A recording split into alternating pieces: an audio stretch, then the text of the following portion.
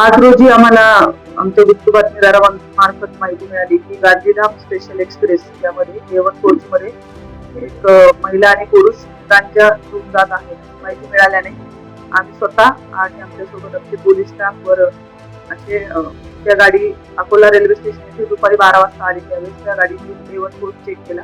त्या कोचमध्ये एक A1 birth number 1 आणि 2 यावर बसलेले पुरुष आणि महिला या दोघांना विचारपूस केली असता त्यांच्याकडे 3 बॅगा मिळून आल्या. त्या 3 बॅगमध्ये 8 बंडल होते, सेलोटेप चिकटवलेले बंडल. त्याबाबत त्यांना विचारपूस केली असता त्यांनी गांजा असल्याचे कबूल केले. त्याप्रमाणे त्यांना आणि त्यांच्याकडचे माल रेल्वे स्टेशनवर उतरवून नेण्यात आलेला आहे आणि NDPS कायद्याअंतर्गत कारवाई केलेली आहे. सदर 2 आरोपींना अटक करण्यात आलेली आहे.